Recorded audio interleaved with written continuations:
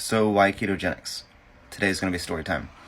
So ketogenics for me is the most easy and natural diet to maintain as a lifestyle and not just like a temporary diet. Like I've done them all over the years. I've even done the science-based ones that use hormones and chemicals to maintain a higher metabolism, like the HCG diet, which is like the best one you can do. But you have to have the mental ability to maintain that crazy low calorie it requires, and then also you have to stop taking the HCG at some point so that cycle stops, and then you have to maintain on your own.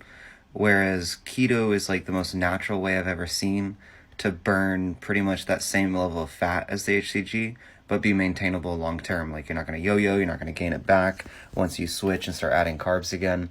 I'm talking about the HCG, like when you come off of it. And so with keto, it's super easy to maintain. It's all the foods I love. There's no calorie counting. I mean, you're eating so much protein. If you just listen to your body, you're going to fill up anyways. Like, you can snack on chips all day, but snacking on, like, steak and all that all day, like, it fills you up. The other thing was, at the time, like, when I was ready, because I've done keto before, and I used to maintain it for a long time back when I was in Texas.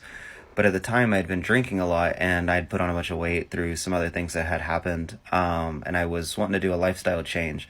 So keto for me naturally just set the rules to cut out alcohol, cut out all processed foods. And even though I don't have to, I go the extra step of avoiding sugars as well. And all of those combined, plus what to me is key, is I also do intermittent fasting, which is common with keto.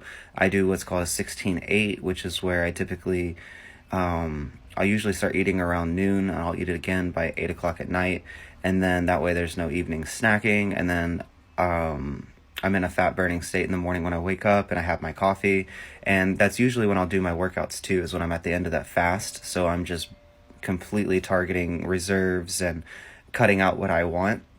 And then by that time, my body usually starts telling me it's hungry around 11:30, 12. And you don't get hungry not eating for 16 hours. You really don't. Your body adjusts. And then water is key. I drink a gallon of water or more a day. And then I usually try and do a pot or two of coffee. And then I have my pot of coffee in the morning. So it's a lot of fluid intake, which also helps fight the hunger. And the maintaining on keto has been great. Like when I start, I usually weigh myself every day to make myself stay accountable. And now I'm weighing myself maybe once a month, and I usually can guess about where I'm going to be based on how the month's been without having been on the scale. And then also in under 6 months, I was able to cut 21% of my body weight and feel really good. And then now I've been packing on muscle. So for me, keto is just an easy, natural lifestyle, no calorie counting, easy to maintain. I feel better health-wise. I feel better physically, and my performance